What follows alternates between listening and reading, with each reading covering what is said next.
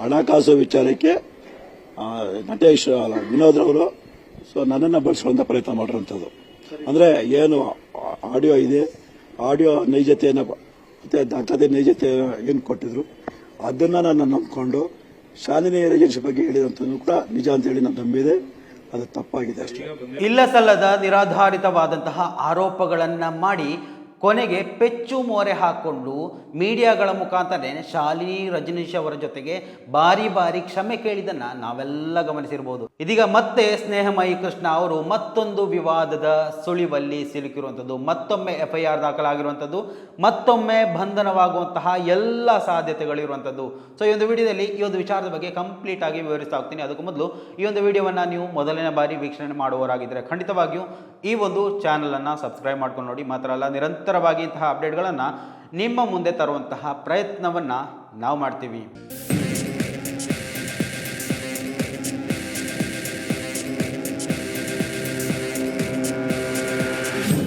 ಸ್ನೇಹಮಯಿ ಕೃಷ್ಣ ಅಂತ ಹೇಳುವಾಗ ನಾವು ಮೊದಲೇ ನಮಗೆ ಈ ಒಂದು ವಿಚಾರದ ಬಗ್ಗೆ ಮಾಹಿತಿ ಬರುವಂಥದ್ದು ಮೂಢ ಹಗರಣದ ಬಗ್ಗೆ.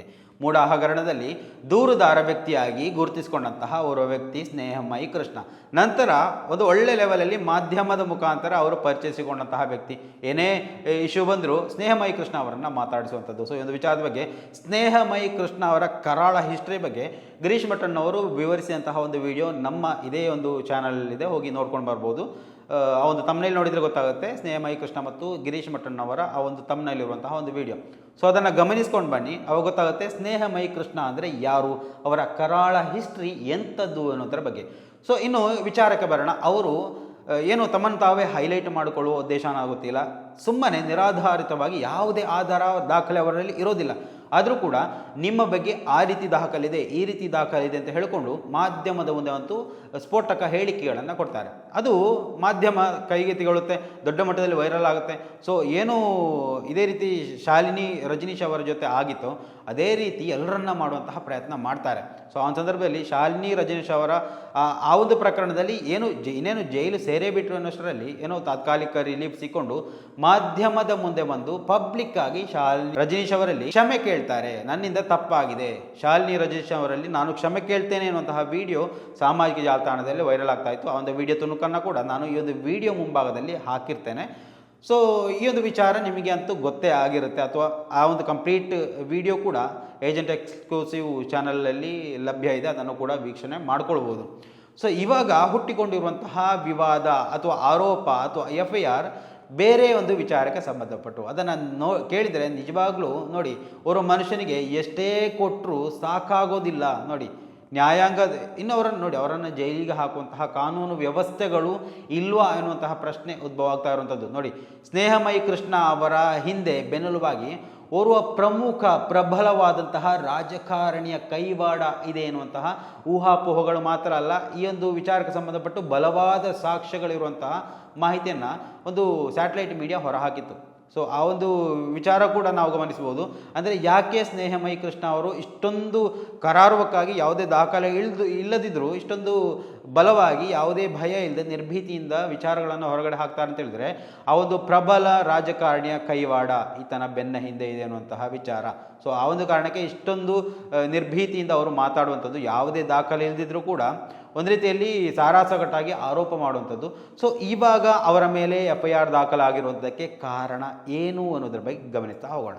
ಈ ಒಂದು ಪ್ರಕರಣದಲ್ಲಿ ಬೆದರಿಕೆ ಪತ್ರವನ್ನು ಕಳುಹಿಸಿದಂತಹ ಆರೋಪದಲ್ಲಿ FIR ದಾಖಲಾಗಿರುವಂಥದ್ದು ಸ್ನೇಹಮಯಿ ಕೃಷ್ಣ ಅವರ ಮೇಲೆ. ರಾಜ್ಯ ಸರ್ಕಾರದ ಮುಖ್ಯ ಕಾರ್ಯದರ್ಶಿಯ ಮೇಲೆ ನಿರಾಧಾರಿತವಾದಂತಹ ಆರೋಪವನ್ನ ಮಾಡಿ ಸಿಕ್ಕಾಕೊಂಡ ಬಳಿಕ ಇವಾಗ ಬೆಂಗಳೂರಿನಲ್ಲಿ ಸ್ನೇಹಮಯಿ ಕೃಷ್ಣ ಅವರ ಮೇಲೆ ಮತ್ತೊಂದು FIR ದಾಖಲಾಗಿರುವಂಥದ್ದು. ಪವಿತ್ರ ಎಂಬವರ ಮನೆಗೆ ಬೆದರಿಕೆಯ ಪತ್ರ ಅಥವಾ ಬೆದರಿಕೆಯ ಸಂದೇಶವೊಂದನ್ನು ಕಳುಹಿಸಿ ಇವಾಗ ಬೆಂಗಳೂರಿನ ಬಸವೇಶ್ವರ ಠಾಣೆಯಲ್ಲಿ ಸ್ನೇಹಮಯಿ ಕೃಷ್ಣ ಅವರ ಮೇಲೆ FIR ದಾಖಲಾಗಿರುವಂಥದ್ದು. ಅರೆಸ್ಟ್ ಆಗುವಂತಹ ಎಲ್ಲ ಸಾಧ್ಯತೆಗಳು ಇವೆ ಅಂತ ಮೂಲಗಳು ಇವಾಗ ಹೇಳ್ತಾ ಇರುವಂಥದ್ದು. ಇನ್ನು ಈ ಒಂದು ಬೆದರಿಕೆ ಪತ್ರ ಯಾಕೆ ಕೊಟ್ಟರು, ಯಾಕೆ ಕಳಿಸಿದ್ರು ಅನ್ನುವಂತಹ ವಿಚಾರವನ್ನು ಗಮನಿಸ ಹೋದ್ರೆ, ಮೈಲಾರಪ್ಪ ಎನ್ನುವಂತಹ ವ್ಯಕ್ತಿಯ ಮೇಲೆ ನೀಡಿದಂತಹ ದೂರನ್ನ ವಾಪಸ್ ಪಡ್ಕೊಳ್ಬೇಕು ಎನ್ನುವಂತಹ ವಿಚಾರಕ್ಕೆ ಸಂಬಂಧಪಟ್ಟು ಸ್ನೇಹಮಯಿ ಕೃಷ್ಣ ಅವರು ಒತ್ತಡ ಹೇರಿರುವಂತಹ ವಿಚಾರ. ಸೊ ಈ ಒಂದು ಒತ್ತಡ ಹೇರುವಂತಹ ವಿಚಾರಕ್ಕೆ ಸಂಬಂಧಪಟ್ಟು ಬೆದರಿಕೆಯ ಸಂದೇಶವೊಂದನ್ನು, ಪತ್ರವೊಂದನ್ನು ಪವಿತ್ರ ಎನ್ನುವಂತಹ ಅವರ ಮಹಿಳೆಯ ಮನೆಗೆ ಕಳಿಸಿರುವಂತಹ ವಿಚಾರ ಇವಾಗ ಹೊರಗಡೆ ಬರ್ತಾ ಇರುವಂಥದ್ದು. ಈ ಒಂದು ಪ್ರಕರಣದಲ್ಲಿ 1-2 ತಿಂಗಳು ಆಯಿತು ಈ ಒಂದು ಪ್ರಕರಣ ದಾಖಲಾಗಿ, NCR ಕೂಡ ದಾಖಲಾಗಿತ್ತು. ಆದರೆ ಇವಾಗ ಕೋರ್ಟ್ ಮುಖಾಂತರ ಈ ಒಂದು ಪ್ರಕರಣದಲ್ಲಿ FIR ದಾಖಲಿಸಿರುವಂಥದ್ದು. ಅಂದರೆ ನೋಡಿ, ಇನ್ನು ನೀವೇನೇ ಮಾಡಿದರೂ ದೇವರು ಕೊಟ್ಟರು ಪೂಜಾರಿ ಬಿಡುವುದಿಲ್ಲ ಅನ್ನುವಂತಹ ಒಂದು ಗಾದೆ ಮಾತನ್ನು ಎಲ್ರಿಗೂ ಗಮನಿಸಿರ್ತೀರ. ಅದೇ ರೀತಿಯಲ್ಲಿ ಒಂದು ಪ್ರಕರಣದಲ್ಲಿ ಏನೋ ಅವರು ಕ್ಷಮೆ ಕೇಳಿ ಕೈಕಾಲು ಹಿಡಿದು ಅದರಿಂದ ಖುಲಾಸೆ ಆಗುವಂತಹ ವಿಚಾರ ನಡೀತಾ ಇರುವಾಗಲೇ ಇನ್ನು ಕೆಲವೇ ಕೂದಲೆಳೆ ಅಂತರದಲ್ಲಿ ಮತ್ತೊಂದು ಪ್ರಕರಣ ಬೀಳುವಂಥದ್ದು. ನೋಡಿ, ಒಂದು ರೀತಿಯಲ್ಲಿ ಅವರನ್ನು ಹೇಗಾದರೂ ಮಾಡಿ ಜೈಲಿಗೆ ಕಳುಹಿಸಬೇಕು ಅಂತಾನೆ ಯಾರೋ ಪ್ರಯತ್ನವನ್ನ ಮಾಡ್ತಾ ಇರುವಂತಹ ಎಲ್ಲ ವಿಚಾರಗಳು ಇವಾಗ ಬೆಳಕಿಗೆ ಬರ್ತಾ ಇರುವಂಥದ್ದು. ಏನೇ ಇರಲಿ, ಸ್ನೇಹಮಯಿ ಕೃಷ್ಣ ಎನ್ನುವಂತಹ ವ್ಯಕ್ತಿ ಆತ ಸಮಾಜಕ್ಕಾಗಿ ಆತನಿಂದ ಒಳ್ಳೆಯ ಕೆಲಸಗಳೇನು ಆಗೋದಿಲ್ಲ. ಸೊ ಆ ಒಂದು ಕಾರಣಕ್ಕೆ ಆತನನ್ನು ಜೈಲಿಗಟ್ಟುವುದೇ ಒಳ್ಳೆಯದು. ನಾವು ಹಲವು ಪ್ರಕರಣಗಳನ್ನು ಗಮನಿಸಿರ್ಬೋದು. ಸ್ನೇಹಮಯಿ ಕೃಷ್ಣ ಅವರು ಇನ್ವಾಲ್ವ್ ಆದಂತಹ ಎಲ್ಲ ಪ್ರಕರಣಗಳು ಅವರು ಆ ಒಂದು ಪ್ರಕರಣದ ಹಾದಿ ತಪ್ಪಿಸುವಂತಹ ಪ್ರಯತ್ನಗಳಿಗೋಸ್ಕರ ಮಾತ್ರ ಕೆಲವೊಂದು ಪ್ರಕರಣಗಳ ಕೈ ಹಿಡಿಯುವಂಥದ್ದು. ನೋಡಿ, ಏನೋ ದಾಖಲೆ ಇದೆ, ಅದು ಇದೆ, ಇದು ಇದೆ, ಆರೋಪ ಮಾಡಿದವರ ಮೇಲೆ ಆರೋಪ ಮಾಡುವಂತಹ ವ್ಯಕ್ತಿ ಒಂದು ರೀತಿಯಲ್ಲಿ ಬ್ರೋಕರ್ ಅಂತ ಕರಿತೀವಿ. ನಮ್ಮೂರಲ್ಲೆಲ್ಲ ಅವರನ್ನು ಬ್ರೋಕರ್, ಏಜೆಂಟ್ ಅಂತ ಕರೆಯುವಂಥದ್ದು. ಸೊ ಅಂತಹ ವ್ಯಕ್ತಿ ಅಂತ ಸ್ನೇಹಮಯಿ ಕೃಷ್ಣ ಅವರು ಸ್ವತಃ ತನ್ನನ್ನು ತಾವೇ ಗುರುತಿಸಿಕೊಳ್ಳುವಂಥದ್ದು ನಾವು ಹಲವು ಕಡೆಗಳಲ್ಲಿ ಗಮನಿಸಿದ್ದೇವೆ. ಸೊ ಇಲ್ಲಿ ಬಸವೇಶ್ವರ, ಬೆಂಗಳೂರಿನ ಬಸವೇಶ್ವರ ಠಾಣೆಯಲ್ಲಿ ಪವಿತ್ರ ಅವರ ಮನೆಗೆ ಬೆದರಿಕೆ ಪತ್ರವನ್ನು ಇವಾಗಲ್ಲ, ಒಂದೆರಡು ತಿಂಗಳಾಯಿತು ಈ ಒಂದು ವಿಚಾರ ನಡೆದು. ಸೊ ಈ ಒಂದು ವಿಚಾರದಲ್ಲಿ NCR ದಾಖಲಾಗಿತ್ತು. ನಂತರ ಇವಾಗ ಕೋರ್ಟ್ ಆದೇಶದ ಮೇಲೆ ಏನು FIR ದಾಖಲಾಗ್ತಾ ಇರುವಂಥದ್ದು. ಸದ್ಯ ಇವರು ಈ ಒಂದು ಕಾನೂನು ಕುಣಿಕೆಯಿಂದ ತಪ್ಪಿಸಿಕೊಳ್ಳಲಿಕ್ಕೆ ಹರಸಾಹಸ ಪಡ್ತಾ ಇರುವಂಥದ್ದು. ಸೊ ಈ ಒಂದು ವಿಚಾರದಲ್ಲಿ ಕೂಡ ಪವಿತ್ರ ಅವರ ಮನೆಗೆ ಹೋಗಿ ಪವಿತ್ರ ಅವರ ಕಾಲಿಗೆ ಬಿದ್ದು ಕೈಕಾಲು ಹಿಡಿದು ಈ ಒಂದು ಪ್ರಕರಣವನ್ನು ಕೂಡ ಖುಲಾಸೆಗೊಳಿಸುವಂತಹ ಎಲ್ಲ ಸಾಧ್ಯತೆಗಳಿದೆ. ಸೊ ಇಂತಹ ವ್ಯಕ್ತಿಗಳು ಅರೆಸ್ಟ್ ಆಗುವುದು ಬಹಳ ಕಡಿಮೆ. ನೋಡಿ, FIR ಆಗುತ್ತೆ. ನಾವು ಹಲವು ವಿಚಾರಗಳ ಬಗ್ಗೆ ಹೇಳುವಾಗ ರಾಕೇಶ್ ಶೆಟ್ಟಿಯ ವಿಚಾರ, ಅಜಿತ್ ಹನುಮಕ್ಕನವರ ವಿಚಾರ, ಸೊ ಸಾವಿರಾರು FIRಗಳು ದಾಖಲಾದರೂ ಕೂಡ ಅವರನ್ನು ಅರೆಸ್ಟ್ ಮಾಡುವಷ್ಟು ಪ್ರಬಲ ಕಾನೂನು ವ್ಯವಸ್ಥೆ ನಮ್ಮ ಈ ಒಂದು ರಾಜ್ಯದಲ್ಲಿ ಇವಾಗ ಇಲ್ಲ.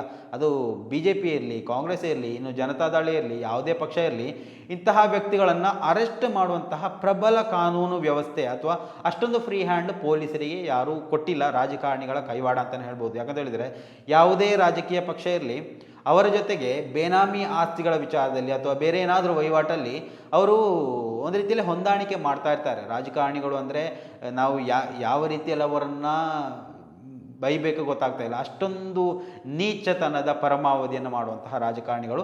ಅವರ ಜೊತೆಗೆ ಮಾಧ್ಯಮ ಇವತ್ತು ಕೈ ಜೋಡಿಸಿರುವಂತಹ ವಿಚಾರ, ಪರ್ಸನಲ್ ವ್ಯಾವಹಾರಿಕವಾಗಿ ಕೆಲವೊಂದು ವಿಚಾರಗಳಲ್ಲಿ ನಾವು ಇವಾಗ ಗಮನಿಸಬಹುದು. ಆ ಅಜಿತ್ ಹನುಮಕ್ಕನವರ ಹೆಂಡತಿಯ ಬ್ರಹ್ಮಾಂಡ ಭ್ರಷ್ಟಾಚಾರ, ಅದು ಸರ್ಕಾರವನ್ನೇ ವಂಚನೆ ಮಾಡಿದಂತಹ ಆರೋಪ. ಸೊ ಈ ಒಂದು ಆರೋಪದಲ್ಲಿ ಸರ್ಕಾರ ಏನಾದರೂ ಮಾಡ್ತಾ ಇದೆಯಾ ನೋಡಿ, ಏನೋ ಒಂದು ವಿಚಾರ ದಾಖಲೆಗಳು ಹೊರಗಡೆ ಬಂತು. ಮಾಧ್ಯಮಗಳು ಅಂದರೆ ನಮ್ಮಂತಹ ಸಣ್ಣ ಪುಟ್ಟ ಯೂಟ್ಯೂಬರ್ಗಳು ಅಥವಾ ಇಂಡಿವಿಜುವಲ್ ಆಗಿ ಮಾತಾಡುವಂತಹ ಕೆಲವೊಂದಿಷ್ಟು ಜನ ಈ ಒಂದು ವಿಚಾರದಲ್ಲಿ ಶಬ್ದವೆತ್ತಿದರೆ ವಿನಃ ಸ್ಯಾಟಲೈಟ್ ಮೀಡಿಯಾಗಳು ಅನ್ನುವಂತಹ ಯಾವುದೇ ಮಾಧ್ಯಮಗಳು ಈ ಒಂದು ಭ್ರಷ್ಟಾಚಾರವನ್ನು ಹೊರಗಡೆ ಹಾಕೇ ಇಲ್ಲ. ಇದು ನಮ್ಮ ದುಸ್ಥಿತಿ. ಸೊ ಈ ಒಂದು ವಿಚಾರದಲ್ಲಿ ನೋಡಿ, ಇಂತಹ ವಿಚಾರಗಳನ್ನು ಇವತ್ತು ನೀವು ಕೇಳಬೇಕು ಅಂದರೆ ಡಿಜಿಟಲ್ ಮೀಡಿಯಾವನ್ನು ನಡೆಸ್ತಾ ಇರುವಂತಹ ವ್ಯಕ್ತಿಗಳಿಂದ ಮಾತ್ರ ಸಾಧ್ಯ. ಸ್ಯಾಟಲೈಟ್ ಮೀಡಿಯಾಗಳು ಯಾರದೋ ದುಡ್ಡನ್ನು ನಂಬಿ ಇಲ್ಲಿ ವಾರ್ತೆಗಳನ್ನು ಪ್ರಸಾರ ಮಾಡ್ತಾ ಇರುತ್ತೆ. ಇಲ್ಲಿ ಸ್ಯಾಟಲೈಟ್ ಮೀಡಿಯಾಗಳಿಗೆ ವ್ಯೂಸ್ ಏನಿರುತ್ತೆ ಅದಾಗಿರುತ್ತೆ ನ್ಯೂಸ್.